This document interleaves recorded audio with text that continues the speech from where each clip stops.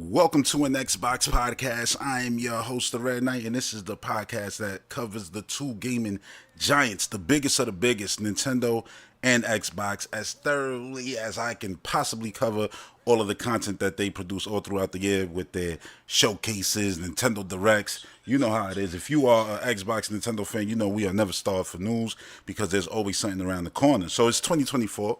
I just want to say Happy New Year. Happy New Year to everybody watching live on YouTube. Happy New Year to everybody watching through Patreon. So, this is the refresh of what was formerly the Active Gamer Life podcast, then eventually evolved into the Recipe Video Game podcast. And now you have here there's no but NXbox podcast, NXP, whatever you want to call it. Just understand that the P is for podcast and not for PlayStation. Listen, I'm just going to be honest and I'm going to be genuine. I play on Xbox, I play on Nintendo, so those are the things that I cover here. And yeah, that is what the NX Box podcast is. You can call it, listen, an Xbox podcast, an Xbox podcast, whatever you want, feel free. They're all correct. They're all correct. But yeah, let me remove the graphic now that you're familiar with it. And yeah, finally, after many years, let's get to the first headline. I'm playing Call of Duty on the Recipe. Yes, on my platform, I'm playing Call of Duty, which I haven't played in years on the platform because of one, Bobby Kotick. But now I can finally ask the question that I've been dying to ask. Hey, yo, Bobby, can you fly, Bobby? Even if you could, I think Sarah Bond and Phil Spencer poked a little bit of holes in that, golden parachute. So, yeah, I wouldn't expect to fly very far. Anyway, it feels good to be able to say Bobby Kotick is gone. It feels good to be able to say Xbox is now, the video game company, the video game brand, the most active users, the most people playing in their ecosystem. We talking Doom, World of Warcraft. We talking Forza, Call of Duty, Halo. I mean, so many games, Overwatch. The list goes on and on. Did I say Minecraft already? Did I say Sea of Thieves? It's just so many games that they have that have ongoing communities just going and going. Starfield, the most talked about game of 2023. The most articles written about that specific game. The game that people wanted to hate on, but the game is great and it's only going to get better with all of the mod support. Speaking of mod support for Starfield, right? I saw that right now it's like number 12 in the world for, most modded game people playing with it. And this is before they get all the official mod stuff that's coming to the actual console. Two consoles, that's something that we didn't really experience on consoles much. That was always a PC thing that we had to be looking like, damn, they lucky, they get to run around in the game as named character. But on consoles now, I might be able to, enjoy my NX life and be able to play Starfield just as same as Aaron, thanks to mods. That's going to be great.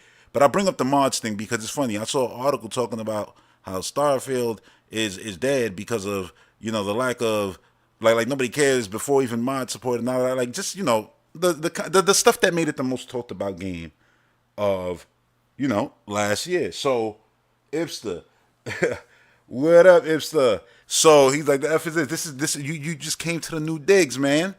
And Xbox podcast, and I know you saw my Xbox gamer tag change too.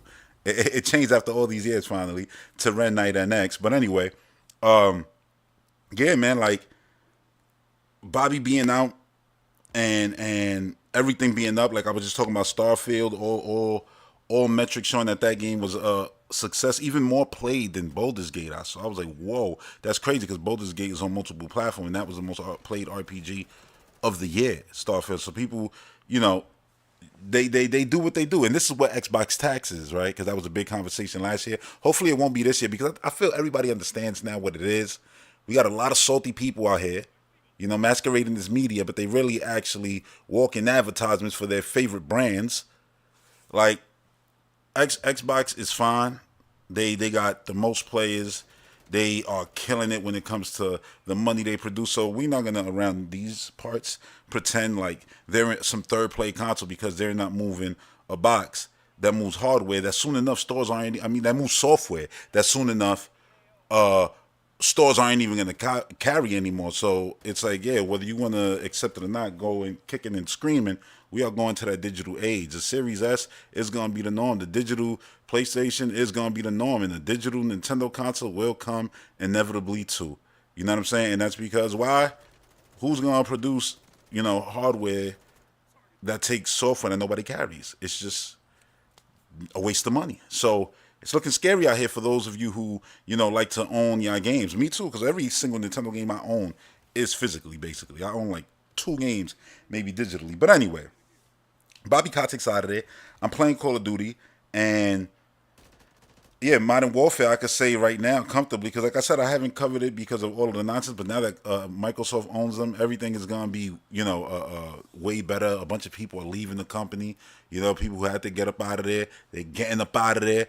The rest of them will be out by March. Bobby's gone, and yeah, it just feels good to know that the people who make one of the biggest games on the planet aren't being tortured by an individual. You know what I'm saying? Like, things actually have changed and will continue to change now, especially under Phil Spencer watching all of that good stuff. But yeah, Bobby's gone. That's a good thing, and I just wanted to bring that up before we get into all the main topics. I didn't even listen. I'm excited about this episode. I ain't even sit here and run down what we're gonna talk about. So yeah, we was gonna talk about Bobby Kotick. That's done. Now we're gonna talk about some Insomniac leaks in a second. But before we get to that, and to the main topics, which is what I expect from Nintendo and Xbox in 2024. That's going to be the juicy part of this podcast. So stay tuned. And if you're listening, at least up to here already, and you're enjoying yourself, hit that subscribe button. You know what I'm saying? Hit that subscribe button and like the video, share the video, and all of that good stuff. Let people know there's a podcast that exists for the people who love the Wii 60 back in the day, the people who love playing on Nintendo and Xbox, those people who grew up. This exists because of my love for Nintendo and Sega back in the day. Then somebody came and crushed Sega, and then Microsoft came, and now they doing the crushing. Oh man, how the tables have turned. So yeah, a lot to talk about in this one. So yeah, you know what? Let's get into these Insomniac leaks, because the reaction to this was wild. How you had some people like, yo, I'm not gonna cover this. How dare they? And it's like, listen, this is nothing new. This happens all the time. Leaks happen, and then like, oh no, but not of this caliber. Yes, it does. The Capcom leak was of this caliber, right? And there's been other bad leaks like this, and nobody ever covers the nasty side of it, which is people's private stuff. We cover the fun toy aspect of it, and I'll say this, right, because I feel like we a few weeks already removed from the whole situation. I feel like I could comfortably say, I feel like I could comfortably say, now that they've experienced the leak, yeah, and it was bad, like, oh yeah, playable versions of Wolverine out there, yeah, whatever that was, whatever that thing is that people getting to play, because the game isn't coming out until 2020, what, 6, 7, 26, was it that the leak said? So, yeah, they have plenty of time to change Wolverine's outfit, and change anything that we've seen, because they're in such an early stage. So that's the upside. The upside also is this isn't a leak to some, like pulled out of their ass creation. That they just came up with, like, oh, this is the new Ratchet game or something like that. To me, that would have been worse, because that's one completely new thing where Wolverine is something that we all know. All right, so we saw Wolverine hacking and slashing a bit. We saw it was third person. These are things that we all could have assessed just from the little teaser we got before. We haven't seen enough, so it's like, oh yeah, we know what costume Wolverine gonna be wearing, and yeah, you could change that. Oh, we know this character's gonna be there, and this character's gonna be there. Well, the leak happened. Now you can have conversations with Marvel and say, so if this character was gonna appear as a cameo, let's maybe change that character to something else. See, you ruined it. We was gonna get that character, and now you're gonna maybe give us an even better one. So I feel like there's still time to make those little changes. And again, it's Wolverine. It's a known IP where what was revealed wasn't like, oh my God, crazy spoilers. It wasn't at all, in my opinion. Where it was like they can't pivot easily. And it being the third person action game, yeah, figure that. It's like everything you've seen so far, perfectly, makes sense to where they are from when the game releases and what kind of game you want. So I don't know why, they should even be like, oh my God, they got to change so much now, change the whole genre of the game. Not at all. Not at all. Just a few tweaks here and there from what was already expected from what we've seen. And hopefully between now and then, Sony doesn't, go through a situation like this again, because I saw Ubisoft actually fought, a hack off recently too. So, everybody is going through this situation where you got these digital pirates, man, trying to ruin the fun for us of being, surprised by new things because I love the rollout, and I always say respect the rollout. I don't really care for leaks. You'll never really hear me sitting here. Oh man, I predict there's gonna be a Xbox, showcase or developer direct or Nintendo direct coming because these are things that are inevitable at this stage. Over the last 2 years, you've seen Xbox does as many shows as Nintendo does directs, and when Nintendo direct, my answer to it was always, yeah, there's one coming. That's not news. That's not something to surprise or even be like fiending over because it's inevitable. And they're sooner rather than later, always. When one ends, the next one is sooner rather than later. And that's always the case, never fails. So I don't really care to be like speculating, oh, yeah, I expect it to come.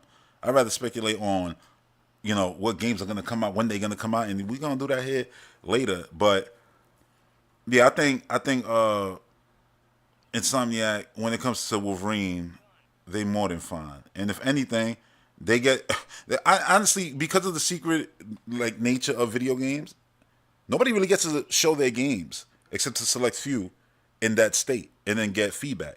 Now they got a ton of feedback. Of course, it's gonna be a lot of hate and like, oh my god, look at the graphics. Like, what are you talking about? How are you judging the graphics of a game that don't come out until 2027? How are you judging graphics of a company who makes some of the best looking games ever? Like that's just corny all around, and you don't got to be a fanboy to assess like that's just fanboy bullshit. So that you don't got to worry about. But people arguing like, oh, maybe the character model or the suit color or anything like little things like that, you might actually, or even like what they doing with the gameplay, you might actually see feedback now and be like, oh yeah, we ain't even think of that and blah blah, and be able to adapt because now you have more voices. I know some people might say, oh yeah, they ain't gonna want to hear shit. It's like, nah, you can't get upset and miserable because this is just something that happened. It's a mishap. It sucks. You know what I'm saying? But you got to keep pushing and moving forward. Now, there's more interesting things to talk about when it comes to this hack situation, and I want to get to those. The ones that pertain the actual X part of the actual show. You know, yeah, how they feel about the Xbox, man, and more proof of, yeah, man, Sony over there, they shook right now of Xbox. But I love the fact that, like with Wolverine, their aim internally was to match Hellblade visually, which Hellblade, from what we've seen, even running on Xbox Series X at the Game Awards, from what we've seen, that game is drop dead gorgeous, right? Drop dead gorgeous. One of the best looking games you've ever seen on the console. And I say that because there's some crazy looking games coming out right around that. But currently, right now, speaking, that is the best looking third person game we've seen on the console that says running on the console. Grand Theft Auto exists. I know that shit looks insane, but that could have been a super PC. That could have been the next generation. We don't really know. We don't really know what's going on. That looked crazy, right? But Hellblade looks insanely crazy. So that being, something that they pushing towards, makes sense to me.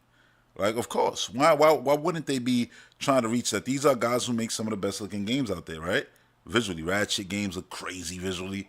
Of course they gonna look at, Hellblade. Oh, what they doing with that? Yeah, we definitely gotta do that when we dealing with real looking humans and mocap and all of that stuff. So that was cool to see. Just confirming what we already know is that Ninja Theory is on a whole nother echelon right now compared to everybody else. I can only imagine what Gears is gonna be like. Oh my god. So yeah, the rollout of releases, right? I could sit here and clown this, but for those who've been listening to this podcast forever, I've been saying this forever. This goes back to 2017, me saying exactly where we are right now in the industry. It's exactly where we're gonna be. From buying TVs and Xboxes being built into that. I was saying that in 2017. And if you're a patron, you can go back and listen to the podcast and be like, yo, he ain't lying, not 1%. So I said the kind of games that they make is only going to become fewer and fewer and fewer and fewer. And that's why you haven't seen Uncharted in years. That's why Last of Us is taking forever. That's why Factions got canceled. It's all of that. Them trying to pivot to games as a service for a lot of the games. It's all of that. Yeah, like I just I don't know what to say. Well, let me not say I don't know what to say. I'm gonna just say this is exactly what I've been saying. right? So Venom is coming out, in a little Venom like Miles Morales thing is coming out in 2025. Cool, right? People who played Spider Man 2. I always want to say 3 because of Miles Morales, but 2, right? They got something to look forward to, not this year, next year, when it comes to Spider Man. Then in 26 is Wolverine. Who knows if that now has been delayed because of the leaks? I don't really believe it has to be, but yeah, that's 2026. People thought it was going to be way sooner. I've been saying that game is going to be 2026 and far, far, far away, and deep in the generation for years. Since 2020 or whenever they first showed it, I've been saying that. And then there's going to be a Ratchet game. Then there's eventually, inevitably, going to be an X-Men game because Sony got the rights to X-Men, right? And I just looked at that roll. I said that's good for one company, right? They just got to have other companies making games to fill in the blanks, and I'm sure they will, right? But this ain't a PlayStation podcast. I ain't really here to talk about that specifically. I'm just here to talk about the rollout because you've seen it, and I go, yeah, you compare that, and you can even throw in a Naughty Dog game, or two, and then throw in a Ghost of Tsushima, and well, I mean, your Naughty Dog game is a remake of a game that just was remade, which is weird, but well, not remade, it just ran on the next hardware, right? Or was it like re-released? I don't know. Anyway, the reality is, it's looking like slim pickings over here on this side, and that's why I'll never be on this side. So I'm gonna get up out of here, but I'm gonna just take this one note with me. How unsustainable, Sony's whole plan is. The amount of money that they spend, the fact that they talking about chopping Spider-Man 3 into 3 parts, a trilogy gonna be a trilogy of games. The end of the trilogy gonna be a trilogy of games. Remember when they stretched out the Hunger Games? You know what I mean? Like, and there's, oh yeah, we're gonna make an extra movie. And they did that with the Matrix. We're gonna make an extra movie. Like, yeah, that's basically what they're doing with this. And I think that's ridiculous. The talk of $100 games, I think that's ridiculous. This is more reason why you gotta get yourself an Xbox, get into the Xbox ecosystem. You know what I'm saying? And not accept those ways, man. Because then that shit, trickles over here. And then it's like, oh yeah, now Xbox games gonna be $70, $80. Oh, they doing $100 game, so it's gonna be $100. But you know what's the blessing is? We got Game Pass on this side, and everything, all the things that are gonna compete with your Venom 25 and your Wolverine 26 and your Ratchet Beyond and X-Men Beyond. The Blades of the world, the Elder Scrolls of the world. Those games, the next Dooms, all those games. Yeah, those are gonna be straight into Game Pass.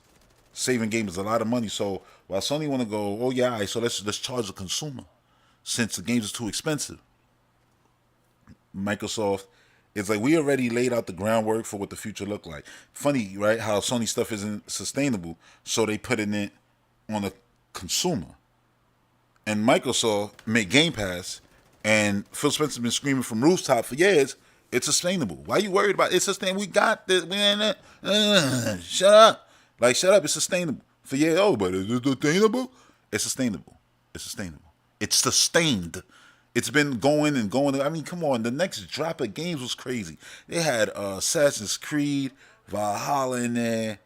They had, I mean, yo, that's not even the biggest game. They had a lot of games in there. I'll look that up real quick just to tell you. It was Assassin's Creed Valhalla, Resident Evil 2, Close to the Sun, which I think is a new game.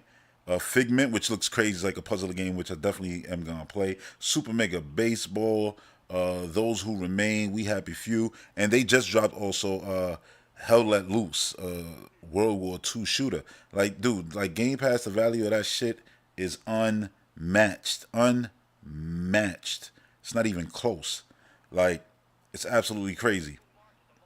And yeah. All I can say is all I can say is you need to be on this side because this is looking like the winning side. Like, honestly, I look at this and I just go like this. My assessment is this. This is what I truly feel if you ask me.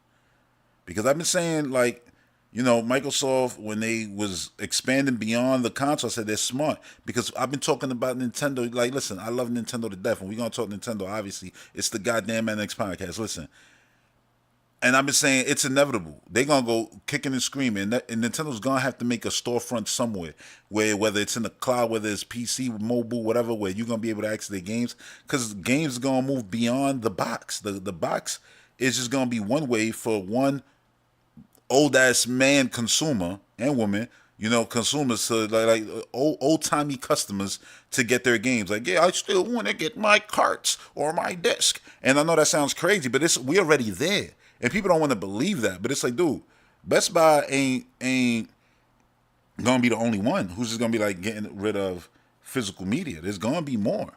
There's gonna be more and more and more. And when that happens, what is the value of creating a box?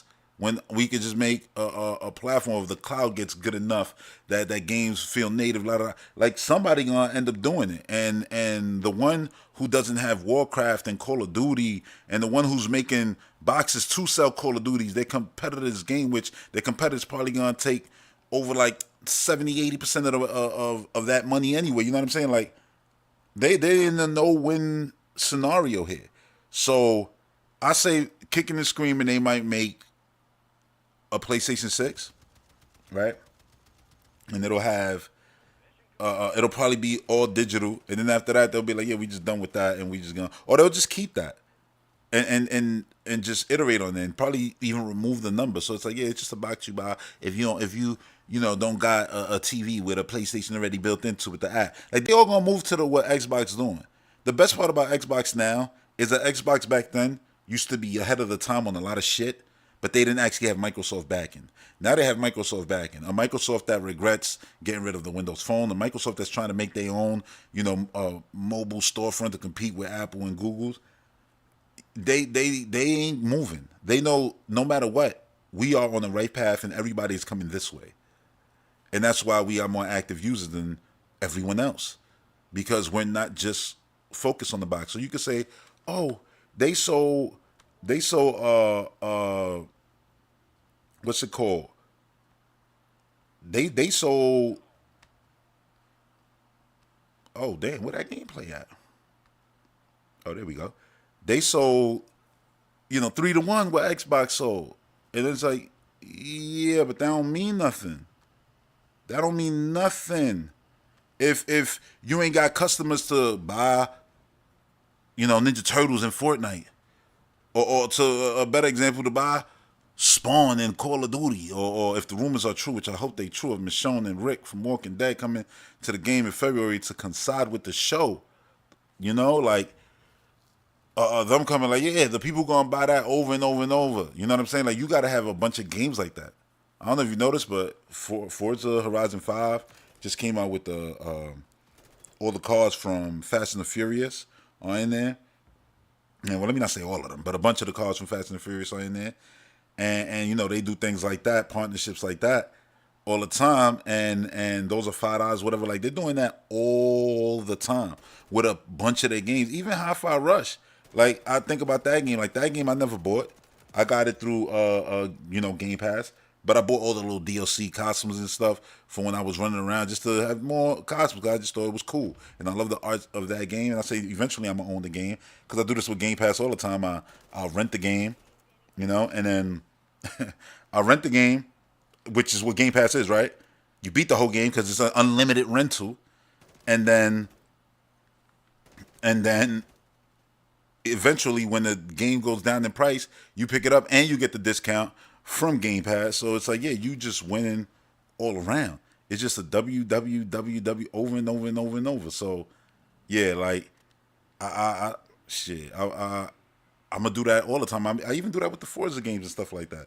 So I just look at it like it's inevitable. You know what I'm saying? That games are gonna be just a digital thing, a digital platform. So yeah, Sony right now, they struggling with their way, and it's gonna take, by the time that they can adapt to have enough games where they're making a ton of money, you know what I'm saying, through selling stuff and having a bunch of people just playing that game consistently all the time, we'll be deep into that world that I was just talking about. So yeah, I mean, listen, enjoy your PlayStation while you can, because they're about to get into the deepest water they ever been in. Like, you know why I say all this? Because I feel like The PlayStation 5 to me feels like, and I know you're gonna be like sales. Yeah, that's nice. It feels like to me a Sega Saturn, and I remember the Sega Saturn, and I remember thinking Dreamcast was gonna be the shit. The next thing I thought Sega was fine. You know what I'm saying? And then it was like, yo, you know Sega ain't fine, right? They actually bleeding out. Like, word, damn, that's crazy. Yeah, yeah, it's bad. And I'm like, wow.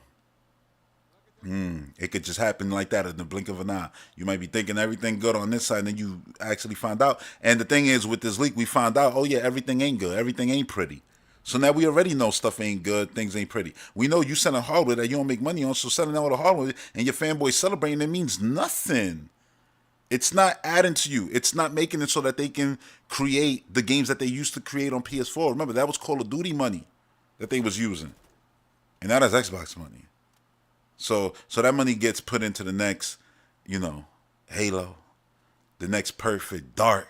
I ain't even talking about this one. I'm talking about the next one because this one's gonna be fire. But anyway, look, I want to get into the year, and what we can expect and stuff like that. So let's do that. Let's do that. So I'm gonna start this off with. I mean, we've been talking Xbox, so I'm gonna just keep going with Xbox, and then I'm gonna just leave the rest with Nintendo. Plus, Nintendo is more up in the air, while Xbox, we got more solid stuff. And that's the way I'm going to try to always do it on this podcast. Whoever got like the best news, I'll cover first. So it's never going to be like, oh, I'm just favoring one. I'm just going to favor who has the hottest, topics basically and stuff like that. So, yeah, right now, let's get into what to expect from Xbox and Nintendo in 2024. But right now, we starting with Xbox. So, I'm going to just say, expect them to have the most events of the year. That means more than Nintendo, and obviously Sony don't. They ran away from E3 after they had people getting up and going to other rooms. They ain't. Yeah, don't expect much. When you open shows with dudes in their drawers, you know what I'm saying, like looking crazy. It's like that was your best foot forward. That was the opening. And it's not a knock to that game. It's just like, yeah, yo, it's dry on this side. But hey, listen, if you want to play the same game again and again, you can just do that better on Xbox because, forward compatibility and stuff like that. But yeah, go ahead and buy that Last of Us again. Show them that, you're excited to play the game that you just played after just playing it. Again, great. So yeah, I'm going to say the most events Xbox is going to have of the year. I'm going to say James Bond gets revealed as a day one Game Pass drop at one of these many events that Xbox will have.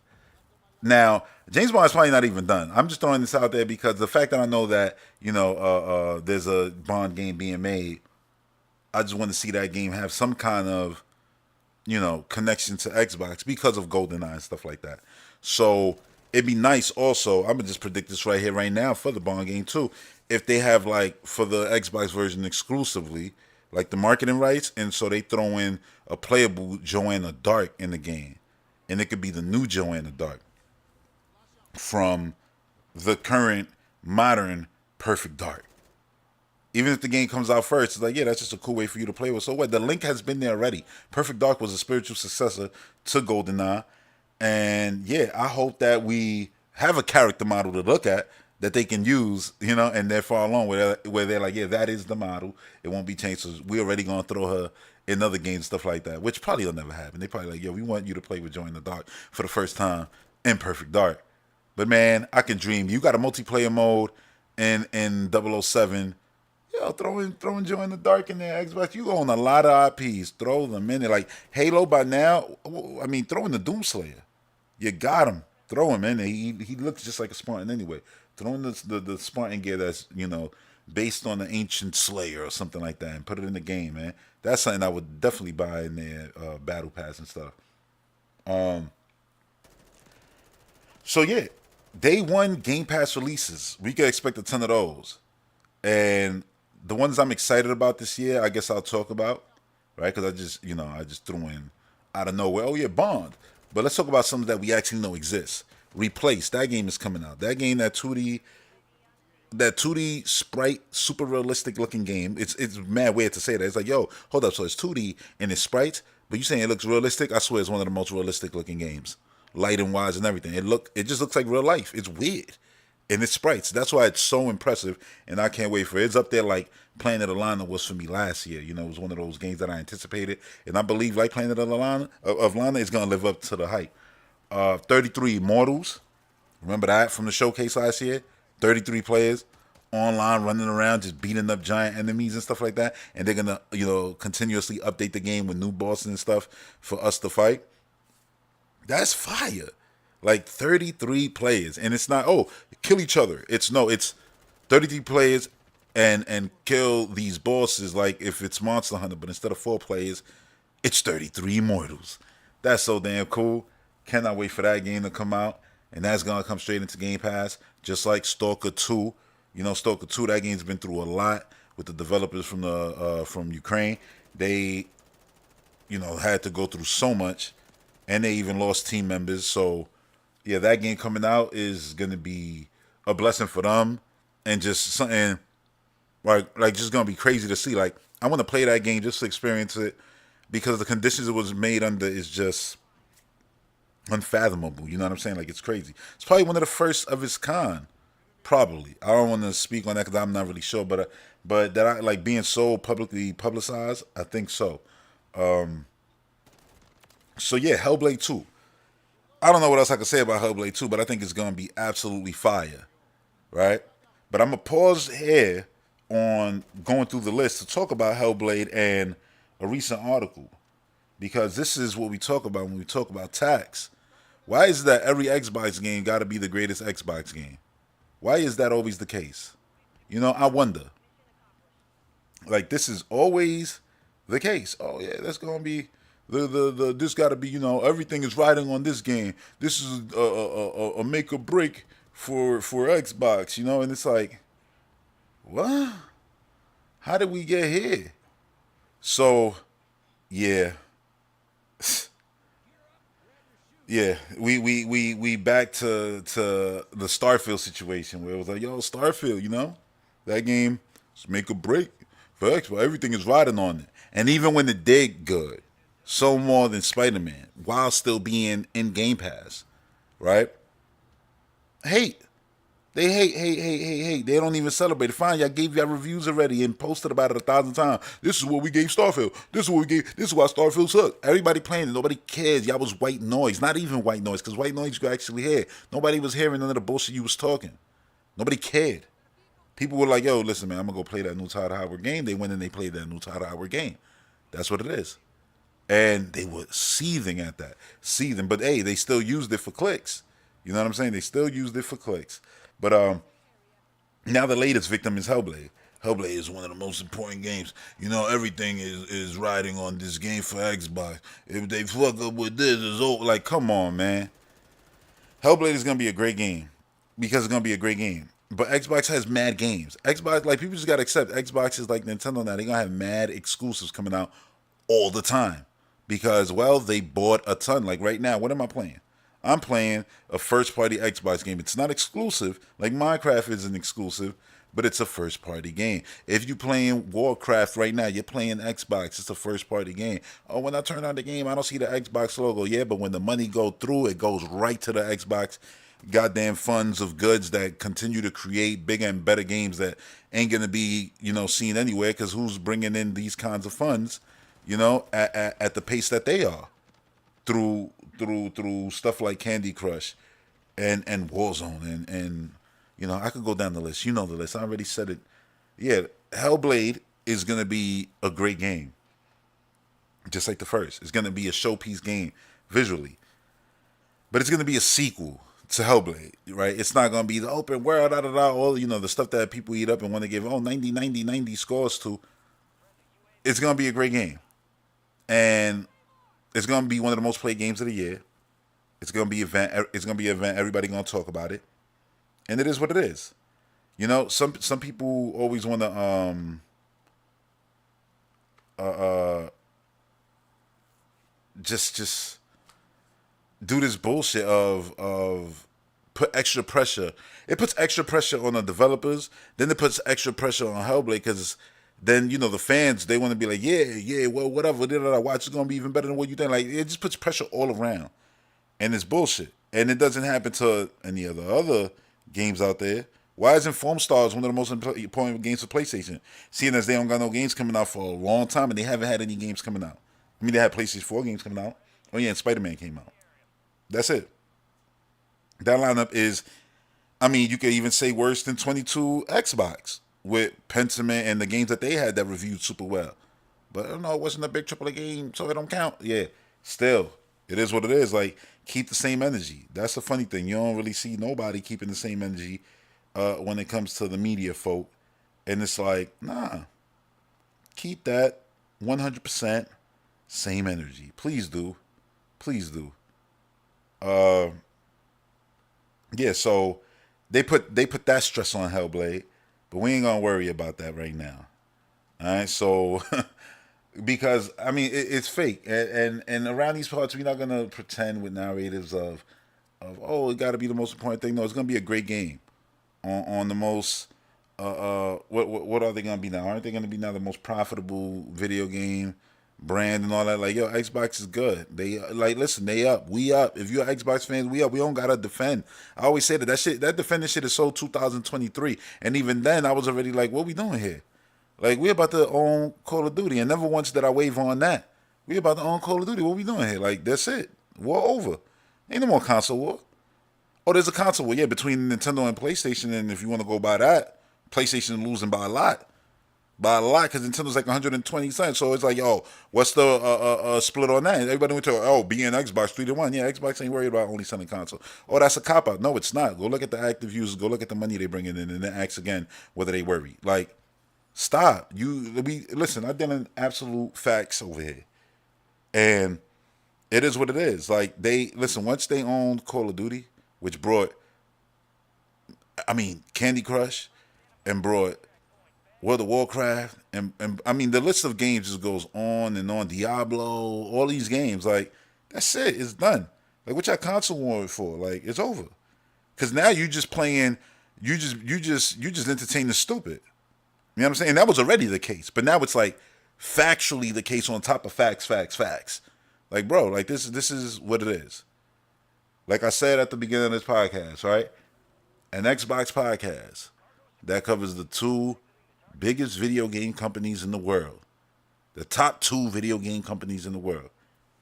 Yeah, that's what you're going to get here. You're going to get that talk. So again, if you enjoying that talk, then yeah, you're going to want to hit that subscribe button because that's what you're going to get all year long. Yeah, so let's get to the next game.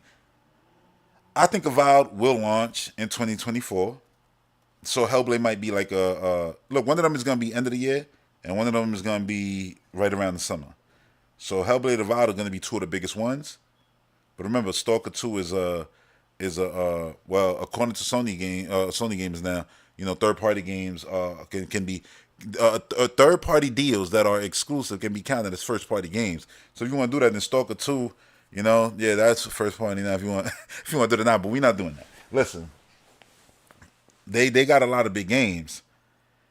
I think Indiana Jones will be teased this year, but I don't think it's gonna come out this year, so I don't expect to be playing that in Game Pass. But it's gonna be great when Indiana Jones gets shown off, and it looks awesome, and it's like the actual guy, not Nathan Drake, who like, not even hating on Nathan Drake.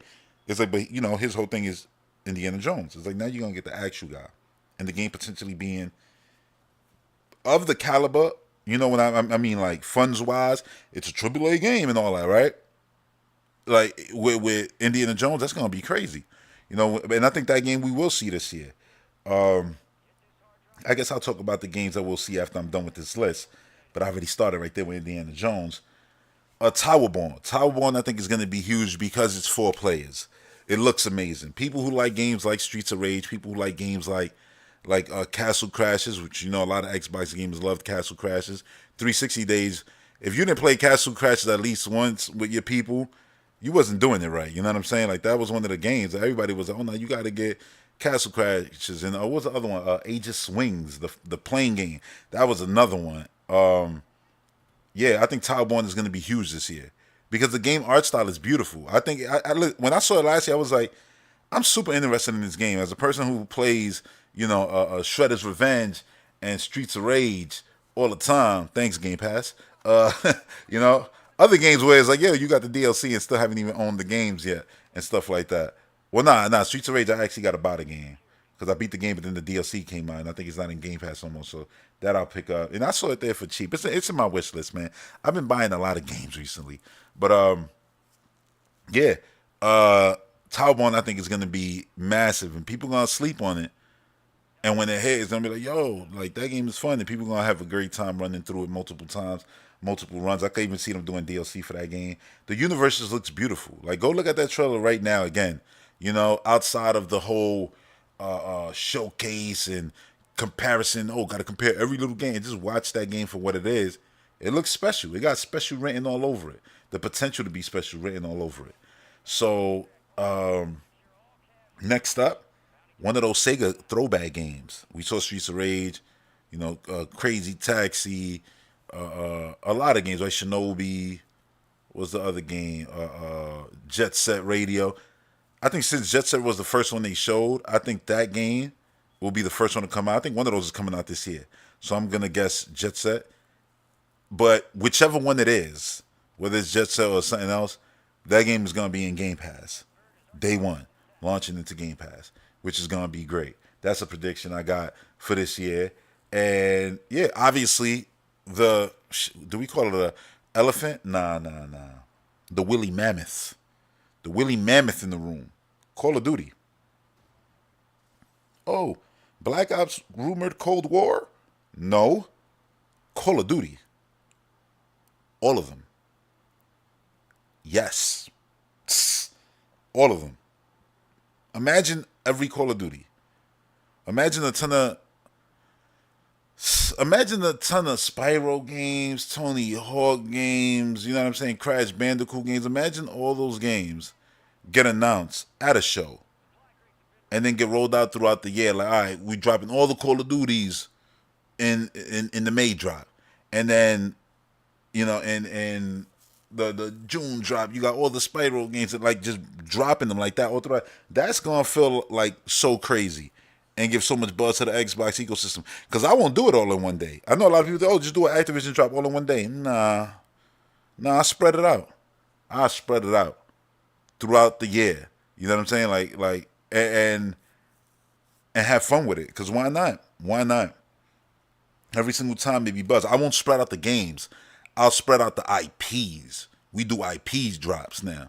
This month, you go like, this was coming to Game Pass and IP drop. Activision IP drop right here. Bam, Crash, Call of Duty, whatever. That will make so much buzz all throughout the year.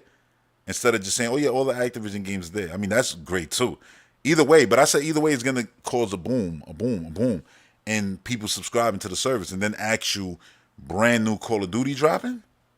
It's gonna be just earth shaking, because now you begin the setting the tone of gamers getting comfortable with Call of Duty on Game Pass, with Call of Duty not having to cost $100, $70, or whatever the case may be, or even potential Game Pass perks, for Call of Duty, exclusive Game Pass perks and stuff like that.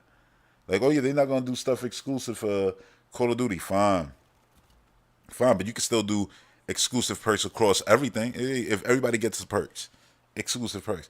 Game Pass members just got the benefit that they got the goddamn game without actually paying for it.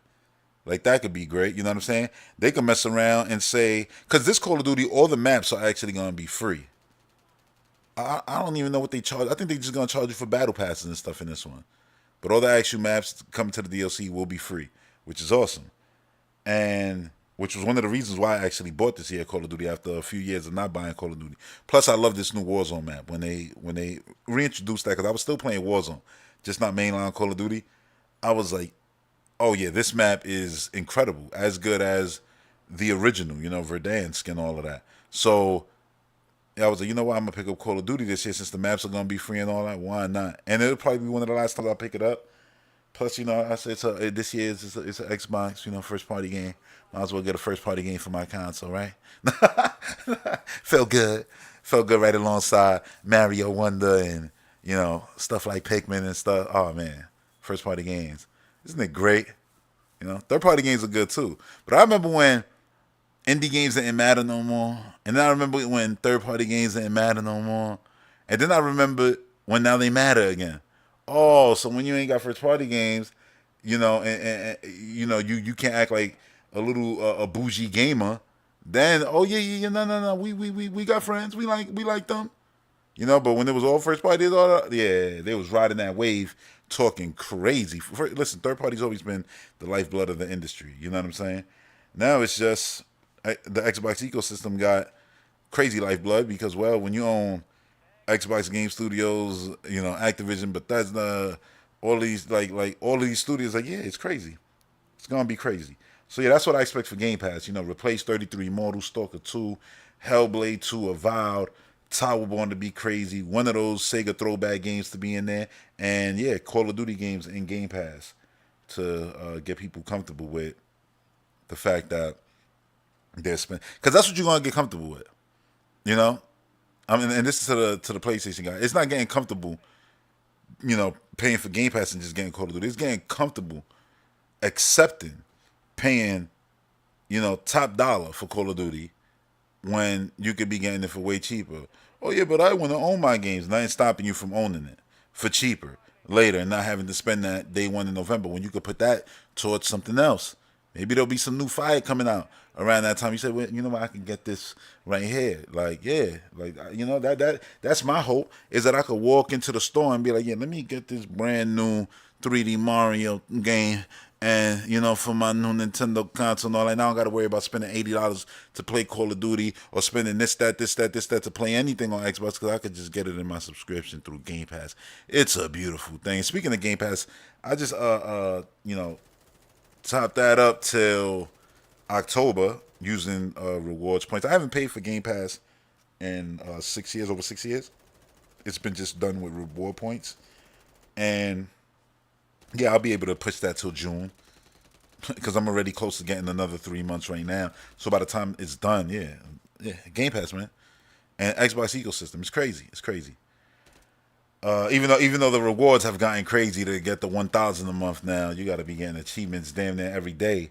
But when you play games, it ain't really that crazy. Like so far every day, this month I've been getting I've been Sea of Thieves achievements. Not Sea of Thieves, Sea of Stars. I've been playing Sea of Stars achievements, and what else? I was playing Walking Dead, the last season of the Telltale games.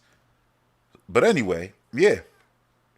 So surprises, man. Let's talk about surprises for Xbox in 2024. 2024 surprises. Remember when we got leaks for Xbox and there was no sympathy for them? It was just, yo, look at this, look at this, look at the controller, look at the Sphere console, look at that, look at this. Funny how that worked, right? Well, yeah. We heard about Doom Year Zero.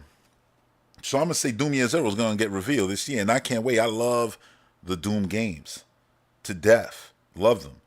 Doom 2016 and Eternal are both 10 out of 10 games to me, and I can't wait for another one. People are going to be like, more Doom? Yeah, more Doom. It is what it is. You know what I'm saying? Like, what's the problem? Oh, but 3 back-to-back Dooms? Man. Who's saying this exactly? Is it the person who's going to buy 3 back-to-back the same Last of Us game? Or is it somebody who actually, is like, oh, I'd rather see them go back to Quake. I'm an actual fan. I'm excited for more Doom, but I hope they're doing Quake 2 on the side. And then we can have a conversation. But other than that, if you ain't one of those, then I don't really want to hear it. I don't want to hear it at all. So yeah, Doom Year Zero will be revealed, but it'll drop in 2025. I'm going to say, after March 2025 or by March 2025, that game will probably be out. Doom Year Zero. We'll see that this year. A new look at Perfect Dark. I mentioned it, but I believe that we'll get an actual, look at Perfect Dark, in-engine stuff, just like South of Midnight was, in-engine and all of that. Perfect Dark and Everwild. I think Everwild is gonna resurface, pop up again, and it's gonna be a beautiful thing when it does. You know, Everwild is something that is like, I just wish that's like 4 player Breath of the Wild basically, but just for Xbox. You know what I'm saying? Like I would absolutely love that. Absolutely love that. So yeah, new look at Perfect. Like you don't understand the like Perfect Dark. I mentioned that already so much because I loved Perfect Dark. What's up, Ipster? What's up? I love Perfect Dark so much. You know, and I see you in the chat, Ipster. You know, on the N64. I never played Perfect Dark Zero, and I've been saving Perfect Dark Zero to play it. Like I'm not gonna, I ain't gonna promise to play through the whole thing, but to play it and experience that game when I finally get to see this brand new Perfect Dark. I said when they finally show off the game and we see the actual tone of the game, a bit of gameplay, that's when and in my hype, I'm gonna be like, let me play Perfect Dark because Perfect Dark the original I actually played like what 2 years ago in 2020. Well, yeah, 2022. Um, I say Perfect Dark is gonna be the game that people ain't even expecting it to be. I think it's gonna be like one of the best games, one of the games that people want to make, Hellblade out to be. Oh, it's third person, so it got to be like one of those Sony style games. Da, da. I don't even think Perfect Dark is gonna be that. I think Perfect Dark is gonna be better because I think Perfect Dark is still gonna achieve single player and multiplayer. You know what I'm saying? Which PlayStation games really don't do. And the ones that do it, a lot of the times they don't even do it that great, well, or they'll do microtransactions so bad. You know what I'm saying? It'll make you want to play Forza over goddamn Gran Turismo, right? Huh? But anyway, well, Forza's better. So anyway, so uh, Gear 6, I say we get a teaser this year for sure. I say we get a teaser, but the game won't drop till 2026, and that'll be okay because there'll be plenty of games revealed this year that we don't even know about. That'll probably drop this year. I think South of Midnight is gonna be one of those games that's actually gonna drop this year because what we saw was actually an engine. Like let that sink in. That stop motion style, the the graphics, having like all that like artistic detail to it. Seeing that in like you running around in the game, playing the game that looks like that in that visual fidelity, it's gonna be mind blowing. I literally watched that trailer before I started recording this, and yeah, mind blowing. That game looks sick. So I actually do believe that game could probably make it out this year. So I think we'll see that, and will almost comfortably guarantee out of Nintendo because it's out of them two obviously. It's out of the N and the X, man. It's out of them two. I think Xbox is actually going to put out the most first party games in the single year. But I'm gonna talk about Nintendo. Oh, don't sleep. Uh, I also think that I think Xbox is gonna release multiple. Listen to what I'm saying. Multiple in 2024. Multiple Game of the Year nominees. I'm not saying whether they win or not. I really don't care. I'm saying Game of the Year nominees to me personally, but also Game of the Year needs for most gamers out there. The same way Hi-Fi Rush was, even though people didn't want to admit it. But Hi-Fi Rush been, raking up a lot of awards all throughout the award season, which has been beautiful to see, and including Game of the Year ones and stuff like that. So, yeah, like I said, I expect Microsoft to have, multiple Game of the Year contenders. So it's gonna look really like yeah, they got the potential to win Game of the Year, multiple times more than anybody out there, any other nominee. So I guess I'll throw in new system updates. I do expect them to do some kind of updates for the Series X this year, right? Because last year we got the new OS, right? We got we can see the backgrounds better and stuff like that. So I expect something like that. I think they'll do something maybe with the DVR since now they did the OneDrive connection where a lot of the stuff that you record now goes straight to your OneDrive and stuff like that. So I think since they like you could already see elements of them working on that. I think DVR will probably get an update this year, and I think that's one that a lot of gamers actually wanted. So that's a good thing. Now, uh, I'll end my Xbox segment, right, for the podcast with this. You know, when I was talking about Hellblade and the nonsense about Hellblade being one of the most important exclusives now for Xbox, this whole segment, everything I just listed, that's the most important exclusive for Xbox. Not one single game, all of it. It's everything, all right? It's Gear 6, it's Doom Year Zero, it's Perfect Dark, it's Everwild, it's the multiple Game of the Year nominees, it's Call of Duty, it's the damn Tower Bonds and the Indiana Jones and the Vows and the Hellblades and the 33 Immortals of the world. Yes, the Replace of the world, even the third-party partnership that are coming straight into your subscription service that you're not paying top dollar for. You know what I'm saying? But you're getting top dollar worth of game. Like, yo, they in 2023 they put in what was it, close to 9 racks, 9 G's, $9,000 worth of video games. Nobody's spending $9,000 on video games, and nobody's even playing $9,000 of video games. But damn, does it feel good to know that? Yeah, I got $9,000 worth of video games that I can pick and choose from without having to spend $9,000. That's a beautiful thing. Not even close to, not even basically pennies compared to that. Let's be honest. Like, and in my case, literally nothing because I use Microsoft Rewards in order to get Game Pass for damn near 7 years. You know what I'm saying? Like, it's absolutely insane. It's the ecosystem is just different. So when you see these articles talking about, oh, this exclusive is the most important. No, no, no. It's all of it. It's the whole ecosystem. That's the most important aspect of Xbox.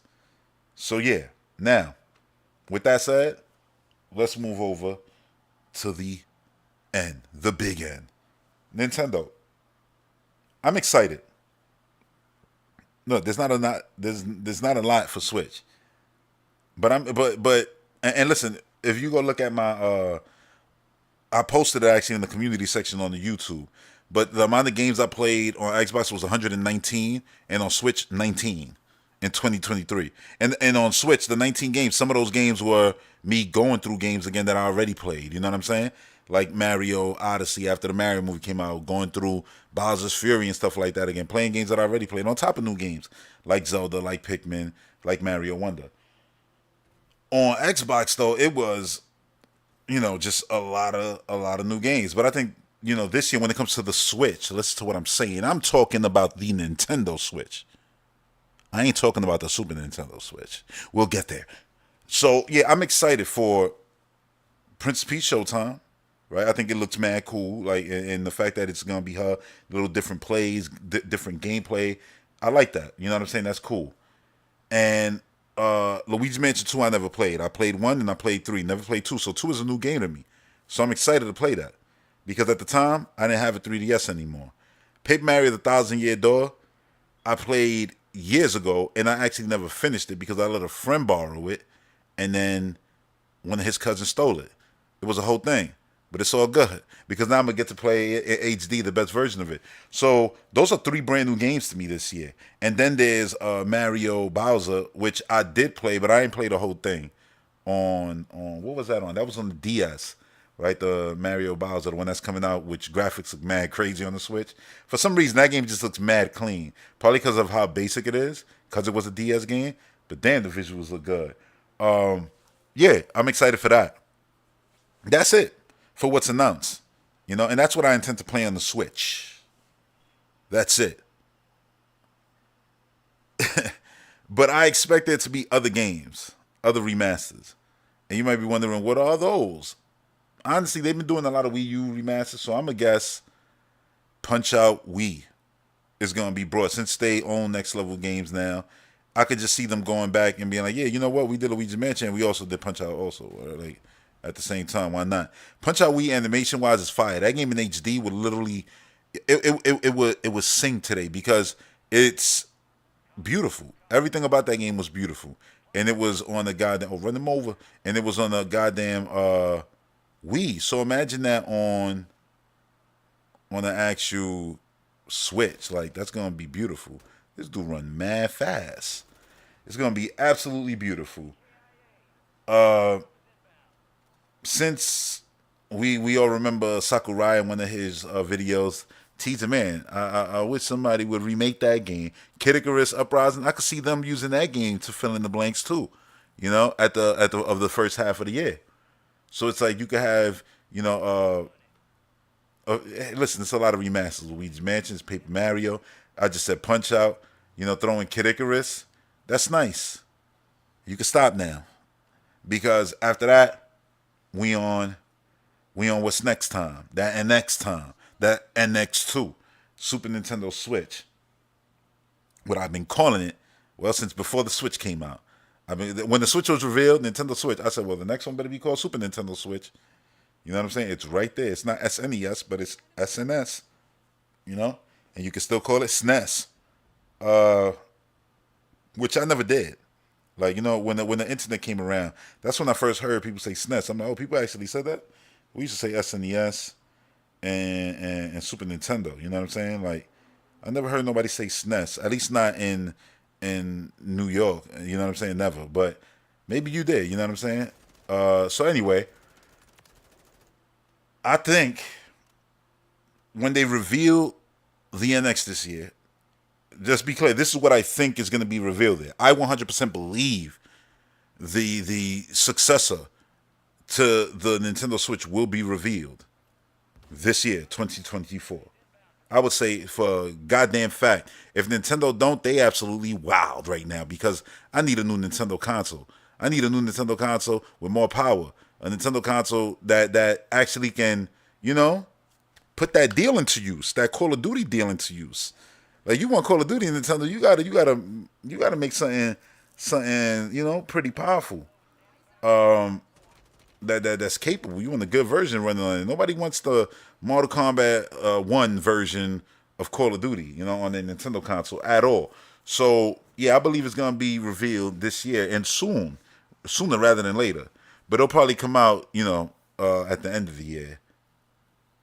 I don't want to say at the latest because I think at the latest, I said before, I think the latest would be March again if they wanted to do that again, reveal this year and then March. But still, I wanted to come out this year, and I believe it will come out this year. They'll probably do the classic November again. But yeah, I think what they'll reveal at the reveal of the next Nintendo console, Monolith's new IP, not a Xenoblade game, something new from Monolith, right? The last Xenoblade DLC was stated to be the last of the story, the ending. So yeah, let's keep it that way.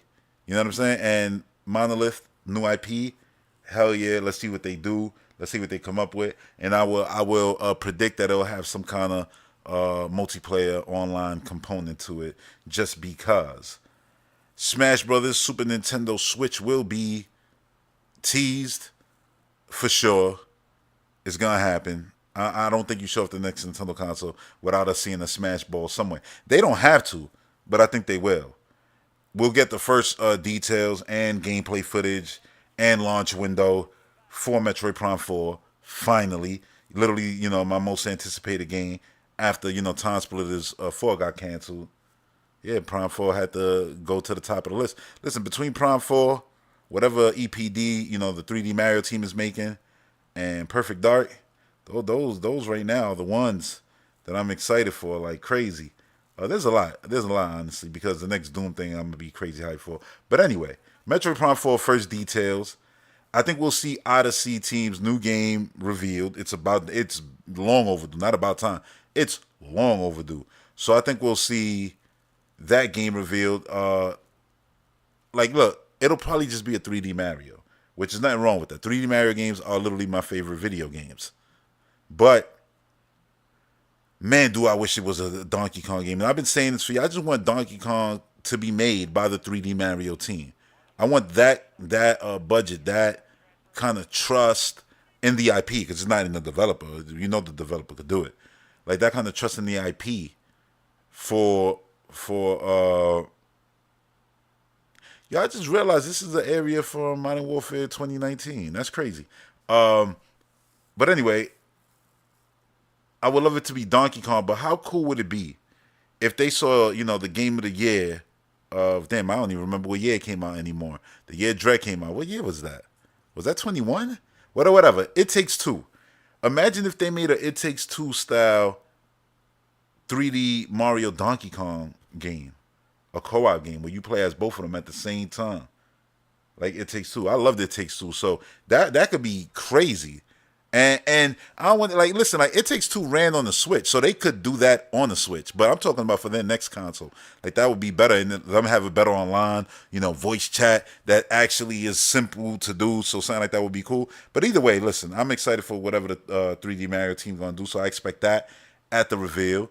If you just tuning into this is the Next Box Podcast, the NXbox Podcast, NXbox Podcast, like NXbox Podcast. Listen, I can say it 1,000 times, but yeah, if you're new here, feel free to subscribe because you'll be seeing this pop up in your feed a whole lot because I'm gonna be doing it a whole lot, man, a whole lot. Or like I don't know how many times a week, but we'll see. You'll see, yo. Just hit that subscribe button. But anyway, back to my list. So yeah, I mentioned the Odyssey team's new game at the reveal of the console. I think Mario Kart 10 could easily be teased at the show. I don't think it'll be a launch game. I don't think you need it, especially if you got Prime 4 and the next 3D Mario game. You definitely don't need it at launch. But a launch window thing, and who knows, like how far along Smash Brothers will be, because Sakurai has confirmed that he's been working on the game for a while now. So whatever that game is, whether it's a remaster of Kid Icarus or Smash, yeah, that'll probably be for the next Nintendo hardware, hopefully, and be awesome. And I could see Kid Icarus being on the next Nintendo hardware for the simple fact that it had a crazy cool online component, and they probably just want better online thing. And I would assume the next thing will have better online. So yeah, why not put that game, even like a director's cut, because that game was crazy cinematic on the actual Super Nintendo Switch. So yeah, Mario Kart 10 teased, I said. I'm going to say Splatoon 4 gets teased also. Won't be a launch game, but it will be teased. And the last thing, I guess, my last prediction, I'll make it actually about the actual console itself. And I'll say this. Oh yeah, and I guess I'll throw in with the little rumor from the investor who talked about, it'll be like $400. I'm like, that's not saying nothing. Like the Switch right now is $350, and it's old as shit. And so of course the new thing will probably be like $400. I expect to pay that. And it being revealed this year, it's like, again, you ain't saying shit. Like this is long overdue already. We've been expecting, everybody and their moms done predicted this year. I'm gonna say this.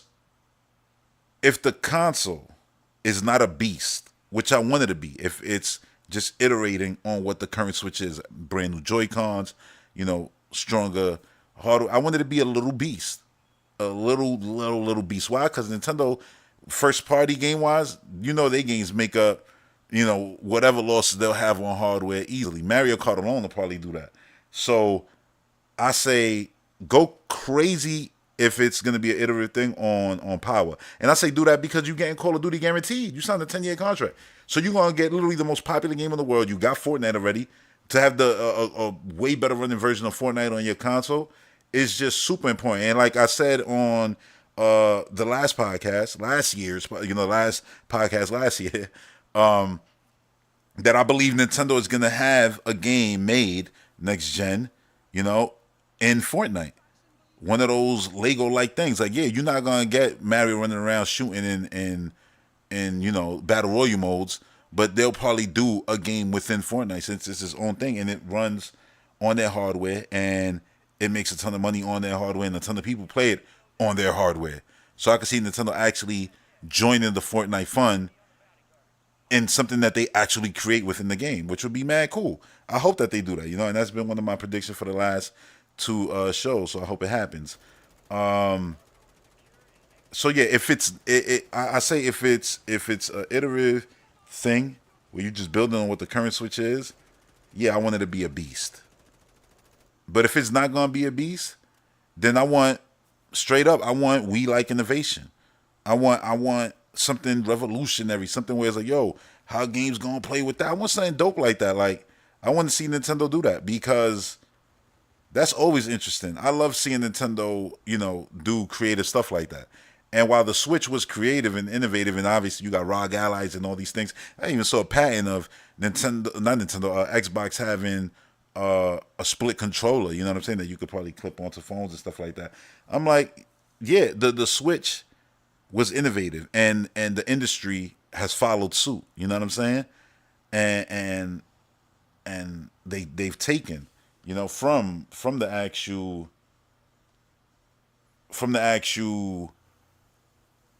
idea of what the Switch is, the essence of it, like, the deep essence of the thing. I understand that, but the way you actually play the games, oh, it's standard schmegular old regular buttons most of the time. You know what I'm saying? Thank God Microsoft about to have they controllers now with motion in there. I'm happy because hopefully that'll push the industry to include motion controls in games like this, Call of Duty. Imagine all the Call of Duties, because all the controllers got motion. Actually allowing motion controls, keyboard and mouse is already allowed on Xbox and on Switch. You could play keyboard and mouse if I'm not mistaken, and Fortnite and stuff like that.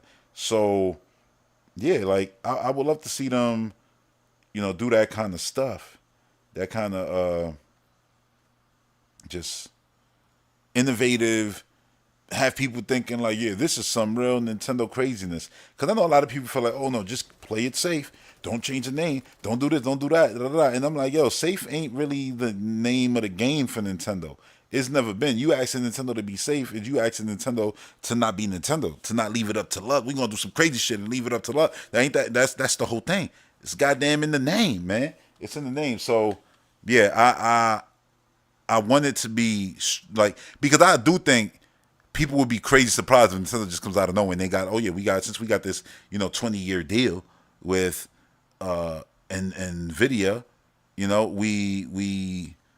we told them make a chip exclusively for us, and we got the proof that we gonna sell hundreds of millions of these chips, because we did it with the last Switch, and it was chips that they already had. A custom made chip, something that's crazy powerful, could even be better than the Steam Deck power wise or something like that. Yeah, that'll be crazy, and it'll blow people's mind. Like, oh shit, Nintendo playing with power. Yeah, that'll be awesome. But yeah, I'm looking forward for the rest of the year, and what's to come, man, from Nintendo and Xbox is gonna be crazy. But now, before I wrap this up, I guess I'll get into. Let me throw on some more gameplay. Let me go through some of these Patreon questions, man. And if you had questions, you could put them in the chat for sure. You know what I'm saying? Like, but I want to go through these Patreon questions real quick, and then I'll wrap this first edition of an Xbox podcast up. So here we go. First question comes from Jack Jam Jim, and he says, "Oh, you crazy for this? You wanted this podcast to end on a messy note. You said, will Sony get hacked again and again and again in the next 12 months? I hope not, man. I hope not, because at the end of the day, even though my personal information ain't on it, I have a PlayStation account that goes back all the way, when PSN started on PS3, back when I actually played PlayStation, back when I thought it was worth owning, because it damn sure ain't now. So, yeah, like, I hope that doesn't happen. I don't want nobody to get hacked. Like, I love video games. Y'all know this. That's one thing you could always say, like, oh yeah, above everything, Red loves himself some video games. Come on, man. Like, I even bought the other day. I wasn't even gonna bring this up, but I bought Miles Morales yesterday. Yesterday or the day before yesterday. Whatever. It was in the last 48 hours on my PC. Every time I boot it up, it will go PlayStation logo, Insomniac logo, crash the whole PC. My whole PC. Death Stranding don't do that. Arkham Knight don't do that. Tomb Raider don't do that. No other game I try to do that. Grand Theft Auto 5 don't do that. Sonic Mania, now that's a smaller game. But I named some big games, right? And I'm like, why is doing this to this? See, I ain't meant to play PlayStation. I just got my refund. I said, screw it. Like, I thought, man, you know what? It's the Epic, so just try through Steam. I said, you know what? Just leave it alone. Just leave it alone. It ain't meant to be, man. It is what it is. Jack, I didn't even know you was here. He said, damn, with the messy question. Yeah, man, like it's funny. So Wolves then asked, is there a better boss tradition than there always being a sword given to Kirby in a Meta Knight fight. Man, after playing Sea of Stars, Ganondorf and Link bouncing light back and forth at each other like that's one of my favorite uh, tropes, I guess you could say, or traditions. Um, that's funny. That's true. Kirby, but Sword Kirby is like the best. Well, in Forgotten Land, I love the dragon the most. The dragon was fire.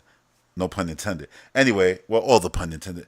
Uh, You said, "What's your favorite mechanical glower or a mechanic introduced earlier that got its best use in a future game?" You said, "I love how Forgotten Land has taken the puzzly secret challenges of Kirby Dreamland 3 and fleshed them out." Oh yeah, and they had their own little puzzle challenge rooms, those little side ones, which I didn't complete all of those. But yeah, they had a lot. My favorite my favorite mechanical glow up. What's your favorite mechanical glow up? Mechanical introduced earlier that got its best use in a future game. Well, it might have happened in the same game, but I always thought it was awesome when you went from the Tanuki costume to having the Tanuki costume that could turn Mario into stone.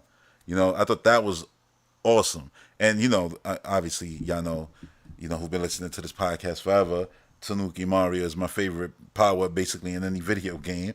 Uh, and for those of you who gonna listen to this podcast and find it because I enjoy Xbox and Nintendo, and you probably mainly the Xbox guy.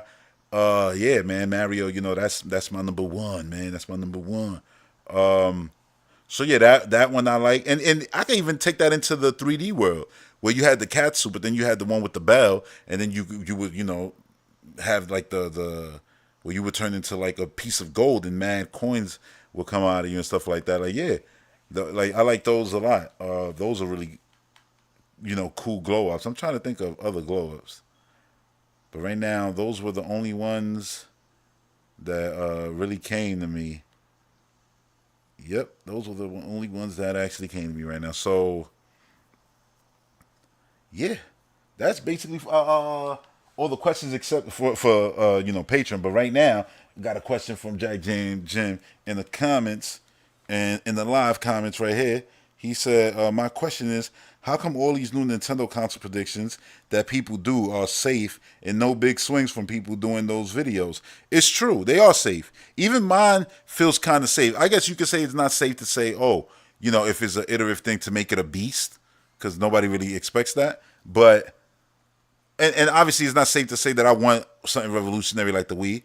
Yeah, my shit ain't really safe like that because a lot of people don't want stuff like the Wii. They don't know play it safe. Don't shake the tree too much, then everybody gonna fall off because you got everybody climbing up it. You know what I'm saying? The generation, like that's the way they act. Like nah, shake that shit and make it fun. It's gonna be fun. Everybody gonna fall off and be running right back up it. Like yo, they're gonna fall off because they're gonna be blown away. Like whoa, we gotta get that because it's like, dude, at the end of the day, the software coming like that Nintendo has. You see the body of work that they put out on the Switch and stuff like that.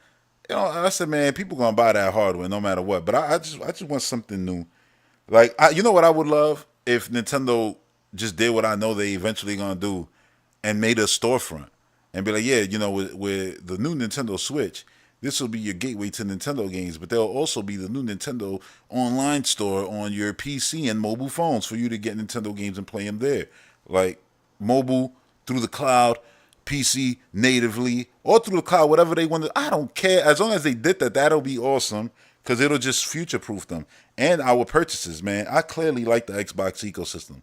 I like when I buy first party games on Xbox. It's like, yeah, you own Gears of War. Cool. Where? Yes. That's the answer everywhere. I own Gears of War. Every Gears of War game I own. And it's like the newer ones that were all smart deliveries. Hey, you buy it once, you got it everywhere. If you bought Starfield, you own it everywhere. When you get the next Doom, you own it everywhere. And that'll be the case with Call of Duty too. Is once it's in Xbox, once it's going by the rules of Xbox first party stuff, that's what it's gonna be, and that's gonna be awesome. Not to have to buy Call of Duty multiple times and stuff like that. Because right now it's like, yeah, it's cool. You could play Warzone anywhere. That's true. But like it's it's the same damn. It's like, yeah, to get the multiplayer, I gotta suffer.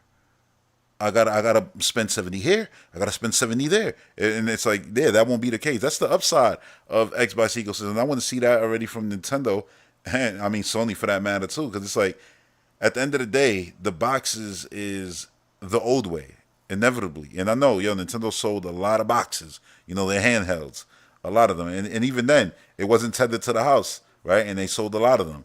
I know for a fact. Listen, PlayStation be like, yo, 50 million sold. All right, so 25.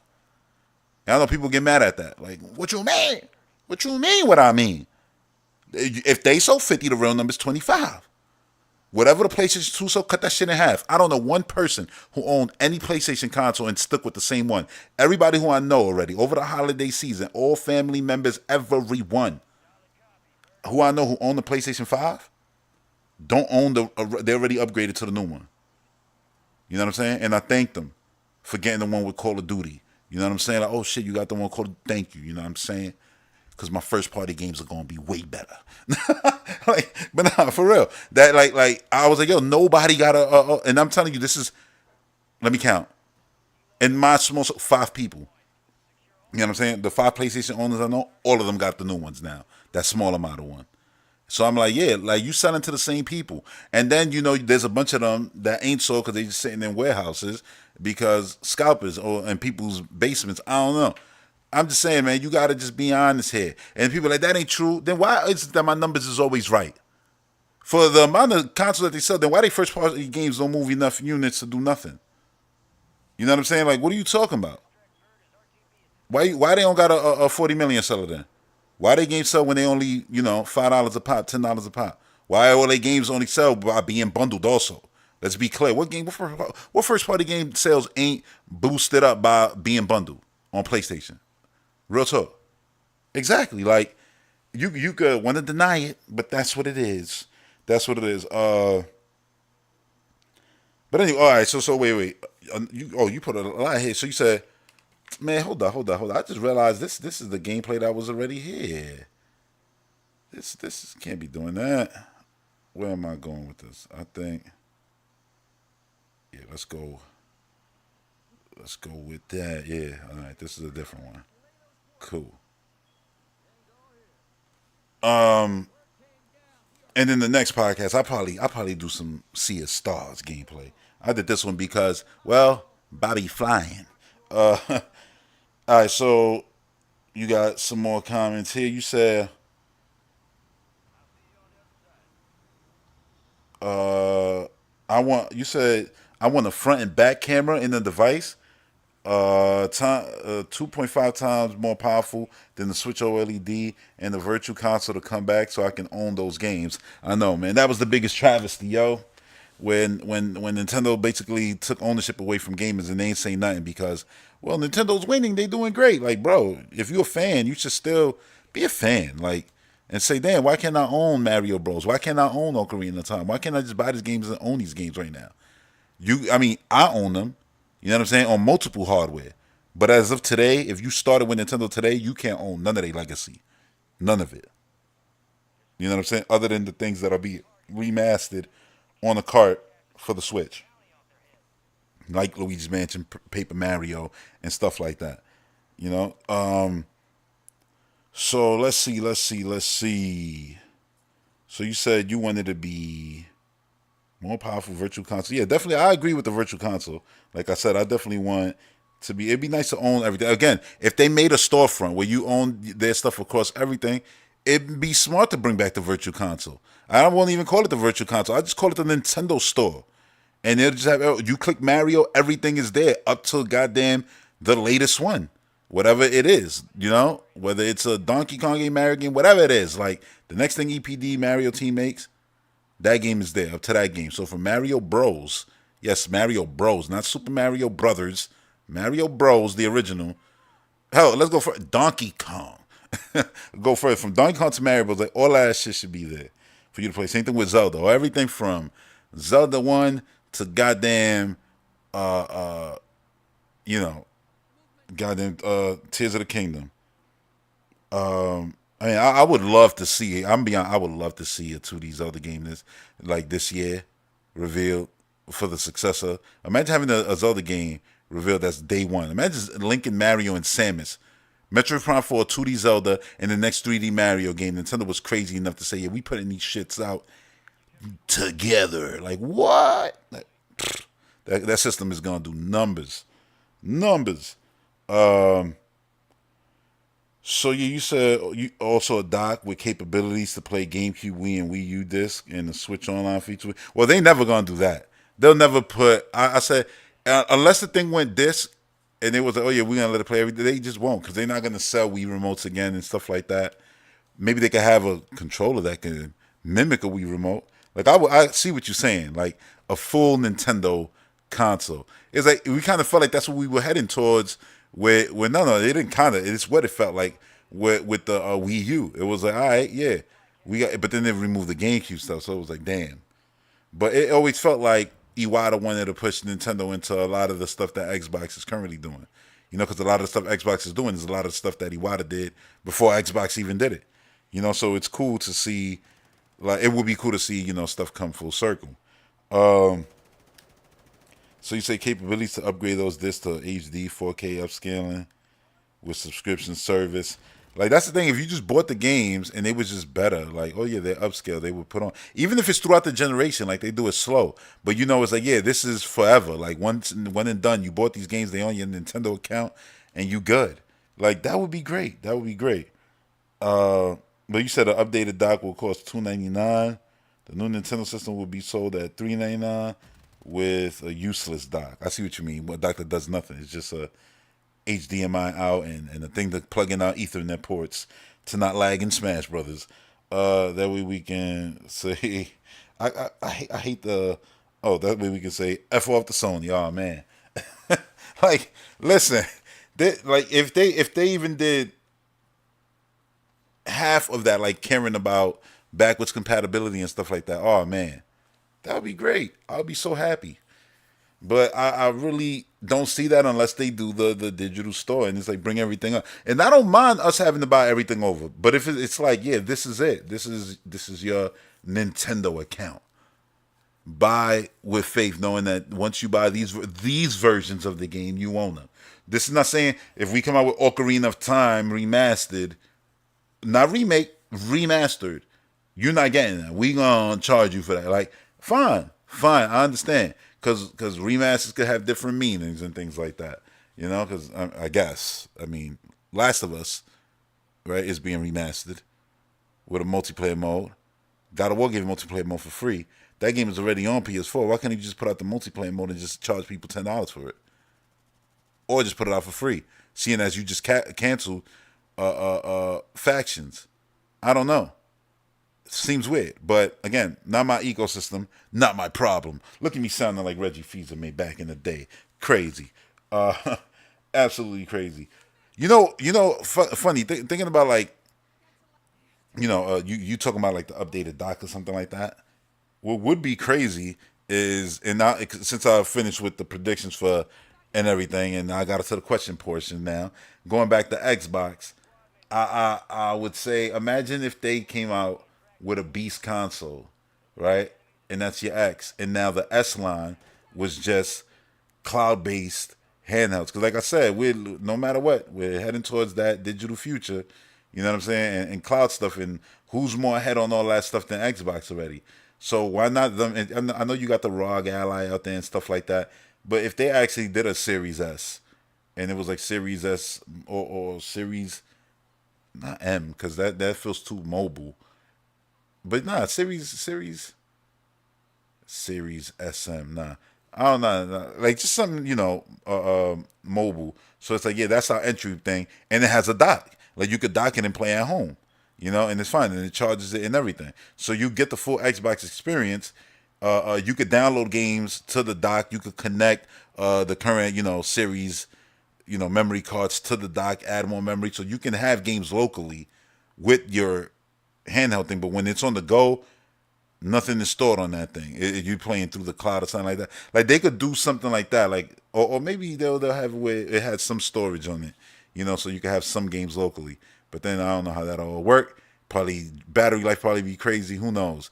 But the fact that if they could have a handheld and a home console, that'll be great. And the reason why I say the cloud way will be better if they did just a full cloud one, because then they don't have to design games for the handheld and its weak power levels. They can just say, oh no, we make games for the Series X line of consoles, but then we got the Series S, which are, because the Series S is already all digital. But imagine if they just took away the part of not took away, just modified the way you could download. When you're at home and your thing is docked, you could play locally. But when you're on the go, it's through the cloud, like something like that. That'll be crazy. I'm just thinking of like innovative things they could do. They have so many options if you actually think about it. It's actually crazy how many options they have to do something, crazy, innovative. But yeah, I think that's gonna do it for this first edition of an Xbox podcast, the NX podcast, man. And I hope you enjoyed it. If you got up to here, hopefully it's because you enjoyed it. So, feel free to hit that subscribe button, the bell, and stay tuned. Also, I should have said that at the beginning of the podcast. I'll say it on the next one. Follow me on Patreon. Even if you don't become a paid member, you can follow on Patreon, and I'll put up posts and stuff like that. I'm actually going to be putting up a post tomorrow on Patreon, and I would like all of y'all to come and vote on it and stuff like that. And it'll be up actually till the day the game launches on the 15th. Prince of Persia, which I already pre-ordered the deluxe version, which comes out, like I said, the 15th, earlier than the 18th. What was I saying? I'm losing my damn train of thought already. I'm going to put up a poll because they have in that deluxe edition this item that basically helps you find secrets. So I'm going to let you vote because I'm buying the deluxe version. So I'm going to wear the costume and everything, the Prince costume you get. But should I use that little birdie that helps sniff out little secrets all around or not? I'm going to let y'all vote. And if y'all vote yes, I'll use it. If y'all vote no, I won't. It's all good. I'm going to talk more about Prince of Persia soon enough. So I'm going to just leave the podcast right here. I hope y'all enjoyed this first edition. And for those of y'all who've been listening to all 330 of my podcasts, did it feel any different from the other ones other than rebranding like previously? Nah, right? Still that same old classic, good, recipe that you're going to get. And yeah, so to, make the recipe part of your gaming feed, see what I did there, recipe feed. To make the recipe part of your gaming feed, make sure you hit that subscribe, like, and all of that good stuff. And I'll see y'all on the next one. Thanks for tuning in. Peace. And if you watch this live and you weren't finished, replays will be back on YouTube after they live on Patreon for about 48 hours. So see you then. Peace.